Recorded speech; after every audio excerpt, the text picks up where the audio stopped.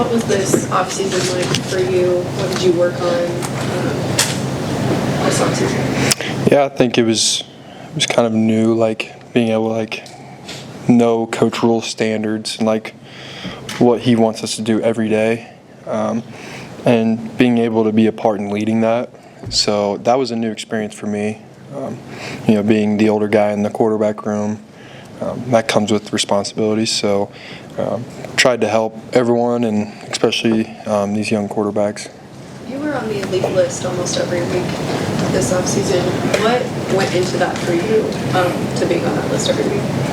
I think it's, I don't know, I kind of give, when people ask me about that, I give a lot of that credit to my dad and my mom. Like, that's just kind of the way that they raised me, and I fought back a lot when I was a child, and they corrected. They were hard on me, and I kind of just learned standards with how you do everything. And so yeah, like some of the stuff may have been new, but it's the same principles. Where do you feel you've come along advanced as a quarterback since? You can go all the way back to January, but more specifically since the spring game. Yeah, it's the things that last season that I was talking about that I really wanted to improve during the season, but didn't have the time. Some of the things I was working on took a good amount of time, so just tried to focus on those. Accuracy, and then also, there's no limit to the mastery of the offense. Like continuing to know it inside and out. So those are things that that you can't snap your fingers and correct. And I think those were some of the glaring things that I had to take care of after last season. I think in the spring you had mentioned some of the specific areas where maybe your throwing mechanics or your footwork. Did you achieve what you wanted to in those specific areas? I worked hard at them. I don't know if I'll ever achieve, perfection. I don't think anyone ever will. So that's what I'm always striving for. But I think I made a lot of improvement in those areas. So, but I'm still working every day. Before practice. Once you get into practice, you can't think about that stuff. And so that was part of the issue. Not issue, but one of the hard things last year was it was all practice, and that's all we had time really for. So I couldn't devote a lot of time to that sort of stuff. But with this off season and fall camp, there's time before practice and after practice to maybe work on some of that stuff. So just a little bit here and there to work on that. Did you go off campus and work with Christenson, with Jeff Christenson? I did. Yeah. So what did you see him this summer, and what's the focus of that when you guys get together? Yeah. So I started going down there, and he came up here one time, and starting December, and a lot of that's just pure mechanics. There's nothing else to it. So that's really the base of it. I went down there a couple times this summer, in the spring a little bit too. So, yeah. Broadly speaking, how is the offense different from last year? I think there's a new. Not a new. Obviously, we had a good amount of seniors graduate last year, but I think there's an emergence of leadership from some new guys and some younger guys too that they've all of a sudden have they've taken upon themselves, rightly so, to uphold the standard. And so I think those guys, as they continue to do that, it'll only help us. Where's the comfort level in a year two now for his team in fall camp, just kind of knowing the ropes a little bit better as far as how that rule does things? Yeah, I think going off what you said, like Coach Rule, his standards and everything, and how he structures, a lot of the older guys from last year, we know, if you go hard, he'll rest you. He's not going to run you till you die.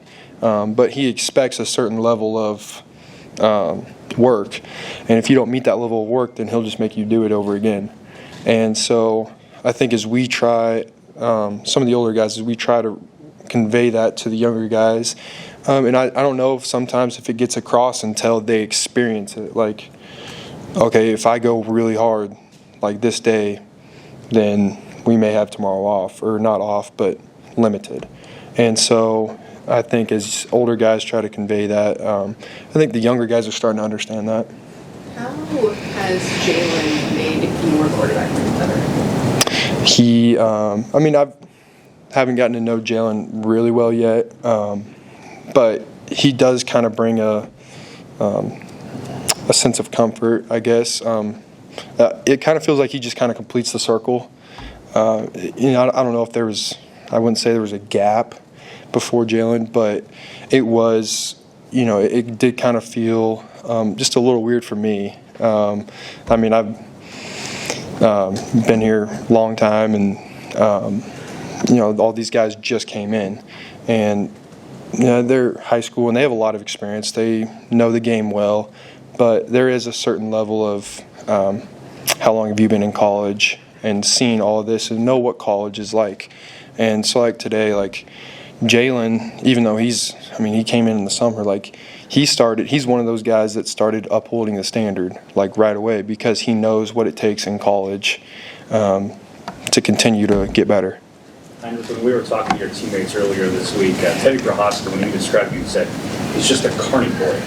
What do you think you mean by that? I don't know. Teddy likes to stereotype me into like a farmer, even though I don't know where he gets that from. I guess he played Kearney High a lot, and I don't know. I guess I didn't hang around the Kearney High guys a whole lot, so I don't know exactly what they're like. But I think he kind of groups me into that, and I mean, I don't know. Do you have a farming background?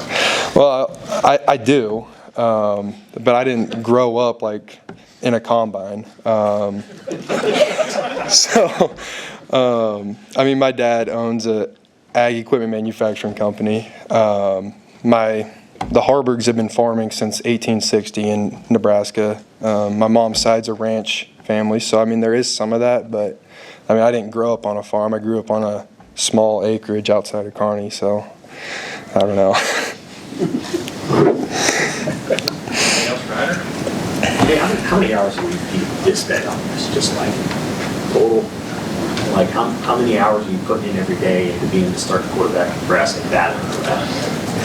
Yeah, I mean, I think that there's a good balance. I know me personally, I like to take a couple hours at night to go and reset. And I think that's really important. I think for anyone who does it. Otherwise, I mean, I don't know if it's humanly possible to spend, you know, if you're waking, what would it be, like 17 hours to spend 16 hours on that? I don't know if that's possible. But I think even when I am home, not in the facility, and you know maybe I'm just watching TV. I mean, there's just some like you still have to think about that stuff, and you just there's a lot of it for me is sitting down, meditating, and praying, and so that's part of it.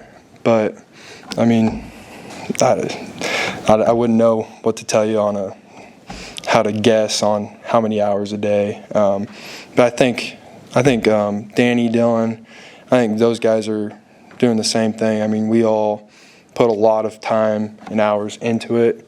And hopefully, I mean, really all I think we want is for our work to reflect in this season, just because we all know how hard we've worked and how many hours we have put in. So,